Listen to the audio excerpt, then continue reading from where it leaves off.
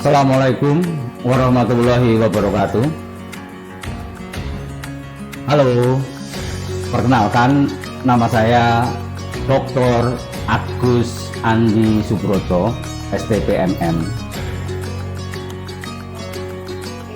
Saya lahir di Salatiga 16 Mei 1976.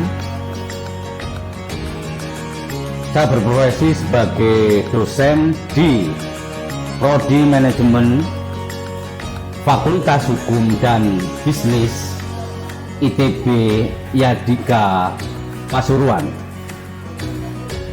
Mata kuliah yang saya ampu adalah mata kuliah kewirausahaan. Nah, mata kuliah kewirausahaan ini adalah mata kuliah utama selain mata kuliah manajemen SDM, juga kemudian kepemimpinan. Dalam kesempatan ini perlu saya sampaikan bahwa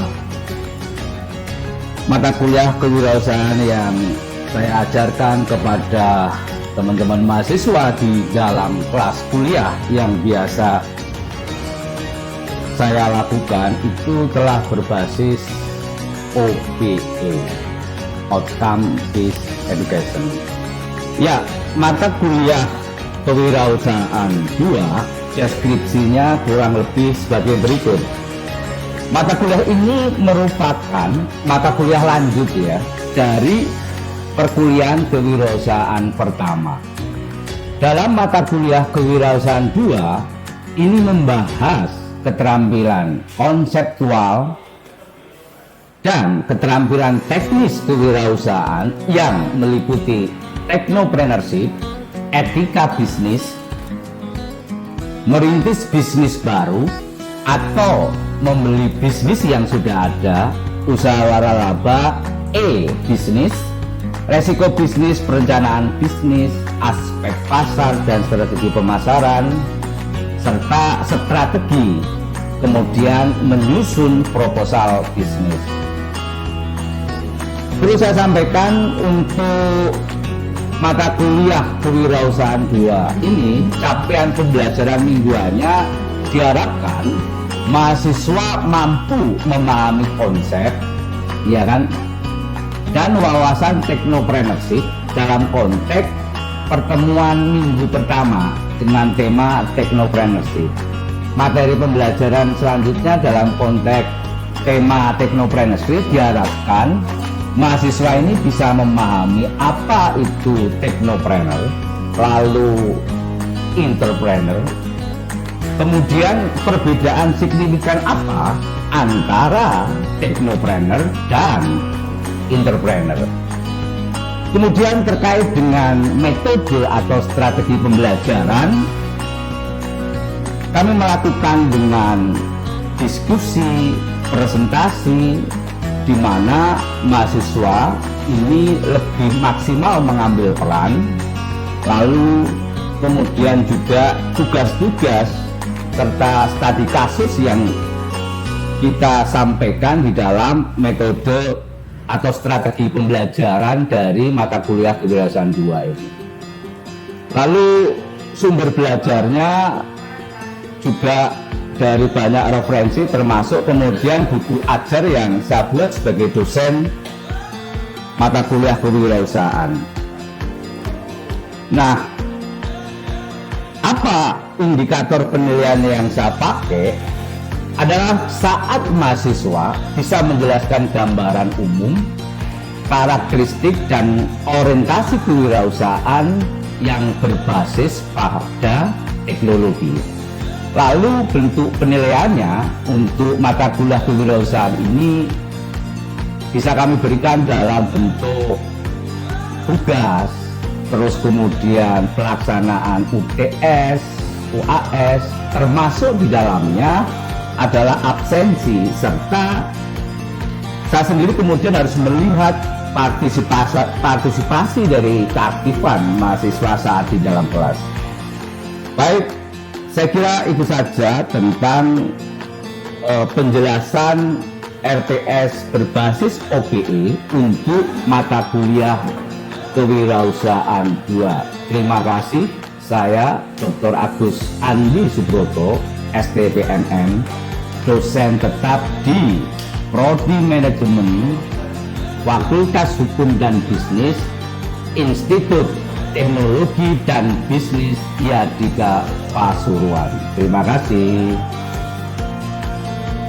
Terima kasih. Selamat siang. Siang.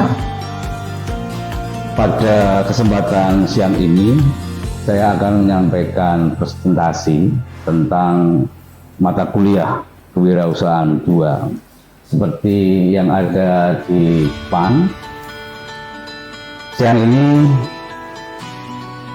kita tidak akan mengajar untuk hari ini. Ringkas seperti kata-kata puisi, tapi di baliknya ada substansi hal mendasar. Tapi untuk masa depan, siapa? Anda semua.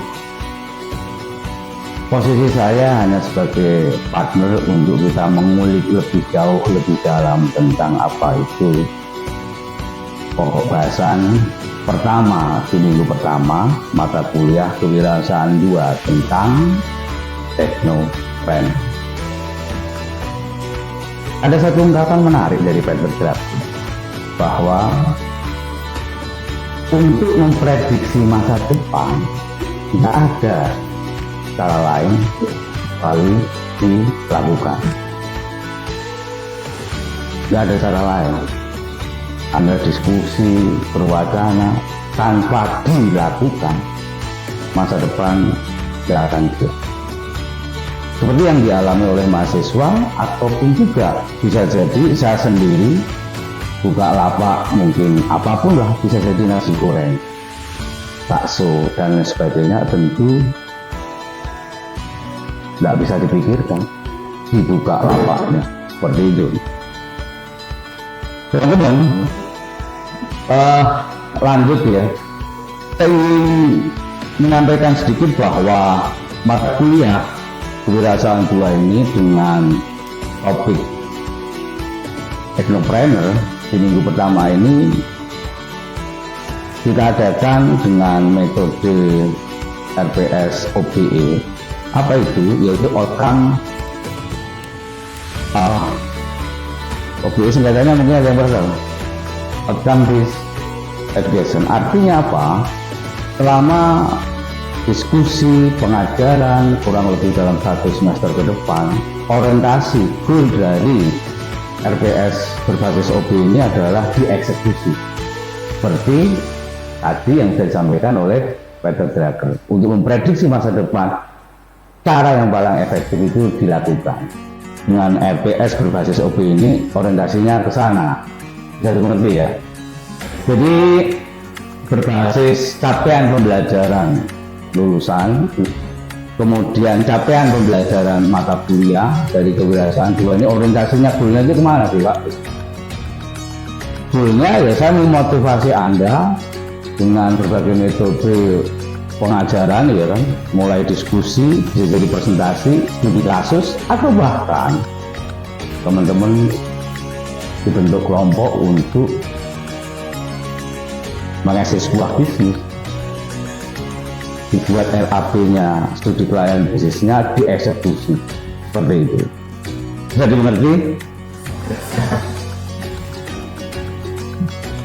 Ini namanya Mas Afid. Mas Afid. Ngomong-ngomong, Mas Afid dari penjelasan sebentar ini sudah ada gambaran ya. Dalam 1 semester saat bertemu dengan saya, Dr. Agus Andi Subroto, STPMM, kira-kira nanti saya akan diajari oleh Pak Andi, kira-kira apa? Belajar tentang Kewirausahaan 2, diharapkan untuk tidak sekedar berwacana dan buka lapak. Oke ya, RPS OBE ini bukan sekedar dokumen, teman-teman semua. Artinya ini kerangka untuk membangun pengalaman belajar yang bermakna. Nah, menariknya orientasinya itu hasil. Jadi teman-teman semua dalam satu semester ini kurang lebih berapa kali pertemuan? 14 kali ya. 14 kali bertemu dengan saya itu nanti goalnya kayak ini Mas Febi ini kayaknya sudah mendapatkan goalnya. Apa itu? Usaha, buat lapak usaha apapun. Di pokok bahasan pertama, minggu pertama ini kita bicara tentang teknopreneur. Nah, itu kok bisik-bisik kenapa ya? Bisik-bisik nggak apa-apa ya, tapi tetap fokus. Iya Mbak siapa namanya? Malika. Iya ketawa juga boleh loh. Tapi kembali ke lab. Teman-teman semua, ini sekilas. Iya kan, tidak sekedar dokumen. Kolom pertama itu bicara tentang capaian pembelajaran mingguan. Iya, itu aku paling suka itu mahasiswa itu spontan, antusias gitu. Jangan kayak ini siapa namanya? Fikri. Serius, tapi nggak tahu paham apa enggak. Harapannya paham ya, boleh ketawa tapi tidak berlanjut, iya. Kembali ke laptop, teman-teman. Mahasiswa itu mampu memahami konsep dan wawasan teknopreneur. Kembali ke kolom ketiga ya, materi pembelajaran. Nah, bicara tentang apa? Kurang lebih bicara tentang perbedaan entrepreneur dengan apa? Teknopreneur. Manfaat pengembangan teknopreneur, mengembangkan ide teknopreneur, dan goalnya adalah industri kreatif. Oke, kurang dan lebihnya dokumen ini Anda lihat di slide kan kurang lebih seperti itu. Tapi yang menarik teman-teman, oke, sebelum saya lanjutkan slide-nya, ini sudah satu berapa ya? 3 atau 4? 3. Di sisi dari kelompok sudah ada yang bertanya? Oke, ini siapa? Mas Reddy kalau salah ya? Ya. Izin bertanya, tadi kan berulang kali tentang teknopreneur. Teknopreneur sendiri itu apa? Oke. Menarik ya. Belum saya jawab, mungkin ada yang bisa bantu jawab. Yang ada di kepala Anda kira-kira apa? Teknopreneur itu apa sih?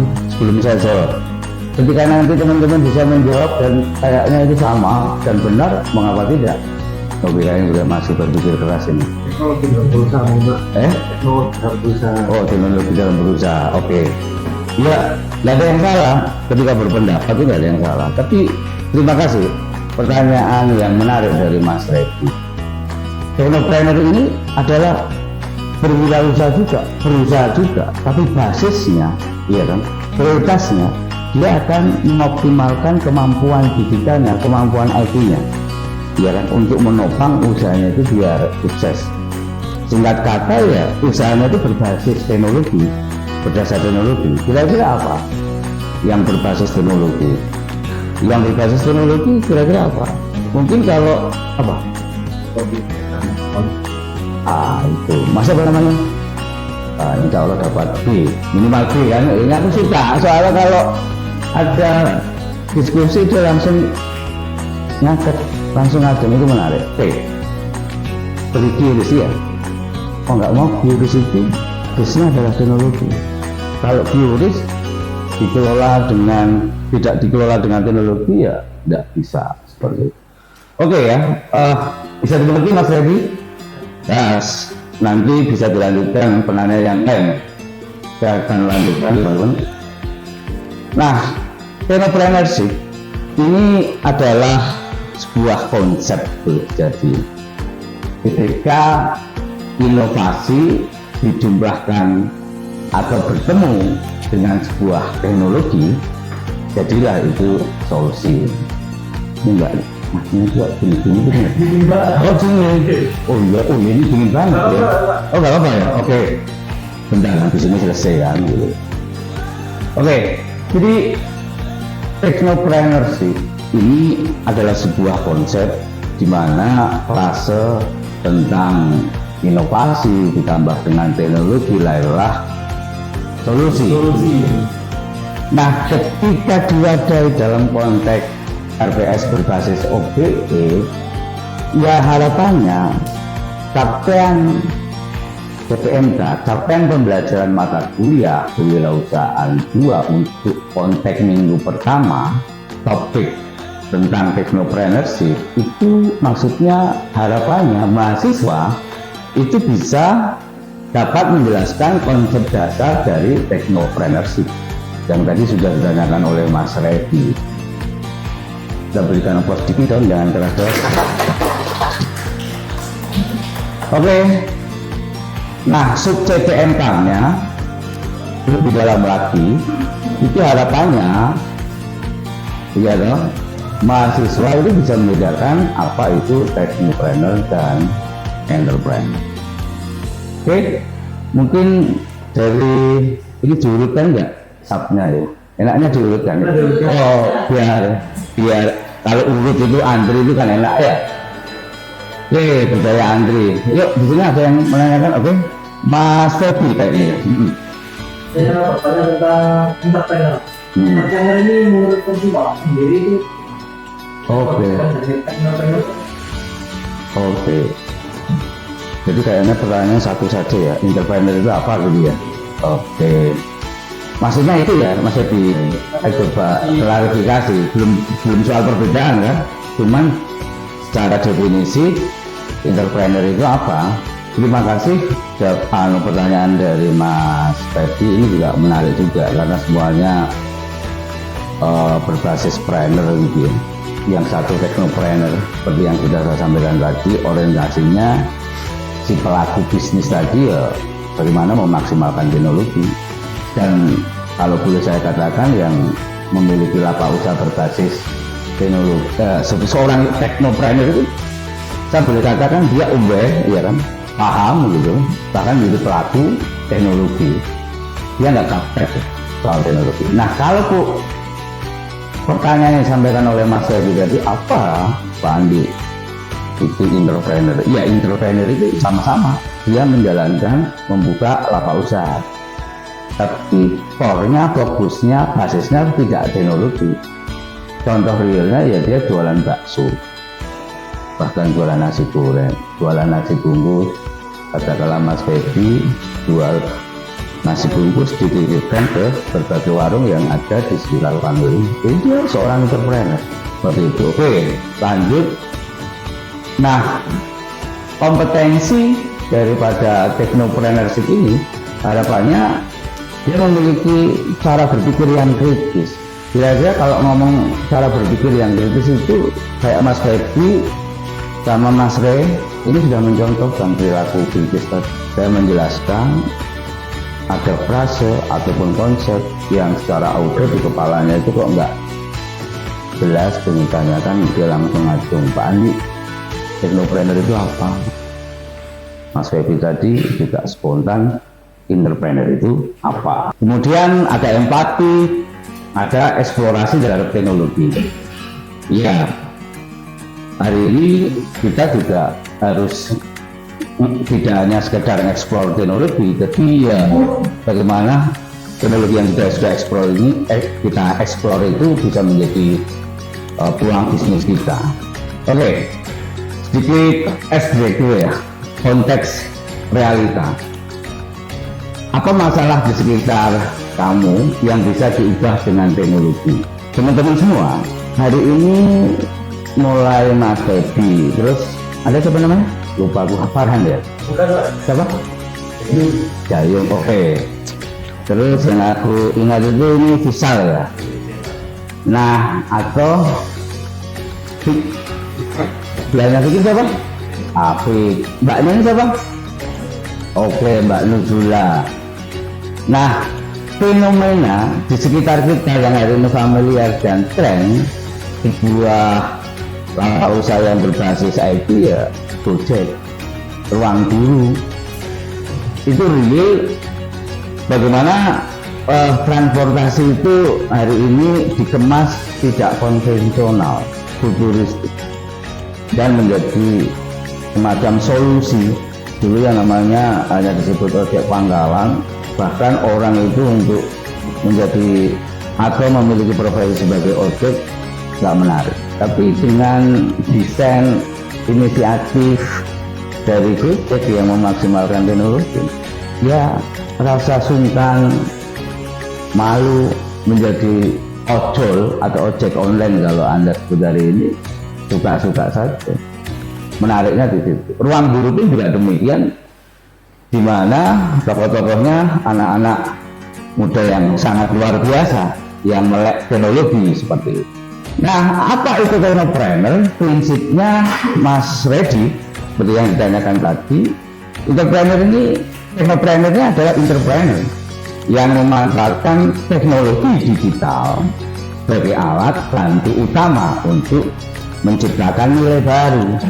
Kita harus fair, akui Mas Reddy, Mas Feby, Mbak Elvina, siapa yang kemudian mengomentari Gojek, Grab, terutama Gojek, iya kan?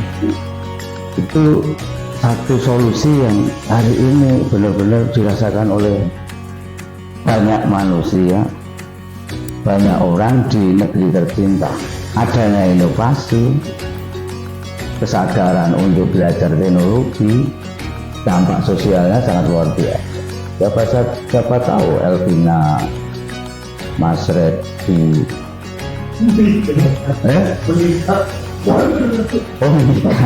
oh sebentar, maksud saya Mas Reddy, Mbak Elvina bukan menikah, tapi ya kan bisa memaksimalkan teknologi, penguasaan teknologinya untuk usaha dia.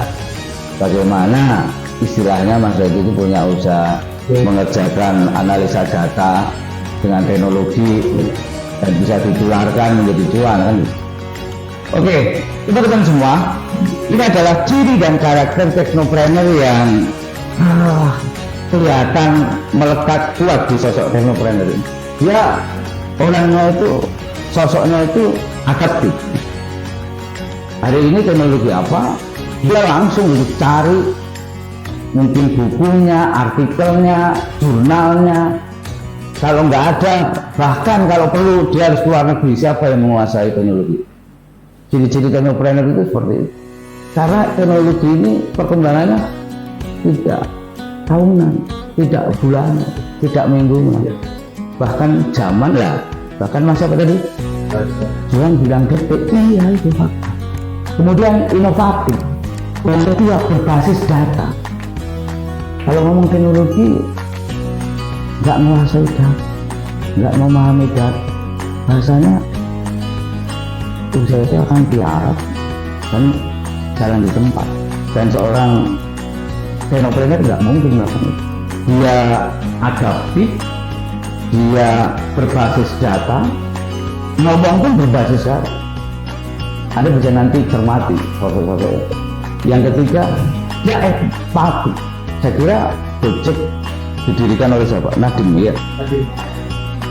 Itu sangat empati. Contoh di saat ruang publik, ruang sosial ada masalah transportasi, dia beri solusi. Gojek seperti itu. Baik teman-teman, kita lanjut ya ke kurang sedikit ini slide-nya. Nah teman-teman, di materi minggu pertama ini yaitu tentang technopreneur, kurang dan lebihnya ada semacam penugasan atau sifatnya himbauan dari saya sendiri sebagai dosen mata kuliah kewirausahaan 2 ini. Harapannya teman-teman ini bisa menonton video tentang technopreneurship yang inspiratif, tentu sangat banyak, baik dari platform YouTube, bahkan TikTok, Line, atau apapun lah. Bahkan kalau mungkin teman-teman yang, kalau saya masih terbiasa menggunakan Facebook, itu bisa kemudian dimaksimalkan untuk Anda explore sesuai dengan passion Anda, kesukaan Anda. Yang kedua, diskusi kelompok. Saya berharap diskusi kelompok ini benar-benar menjadi sebuah tidak sekedar tugas saja, tapi Anda melakukan, menggali informasi, terus kemudian di kelas nanti kita diskusikan secara mendalam apa yang sudah Anda temukan melalui video inspiratif tentang technopreneurship tadi.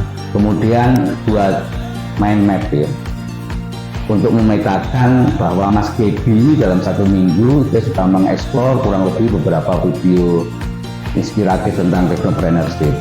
Kemudian Mbak siapa? Mbak Nuzula juga melakukan hal yang sama. Kemudian Mas siapa? Mas Afid melakukan hal yang sama. Dan saya yakin Mbak Nuzula, Mas Afid dan Mas Gaby tontonannya akan beda, videonya juga akan berbeda. Seperti itu. Mas Gaby ya, bukan Gaby. Nah, ketawanya jangan keras-keras. Itu ketawanya langsung mau wow, nggak boleh, tidak lagi konsen dan fokus ya. Lanjut. Kayaknya sudah mau selesai nih. Nah, ini penilaiannya. Jadi mau nggak mau, saya sebagai dosen tentu memberikan semacam aturan main atau metode pembelajaran di dalam kuliah ini, dan tentunya ada penilaian kan.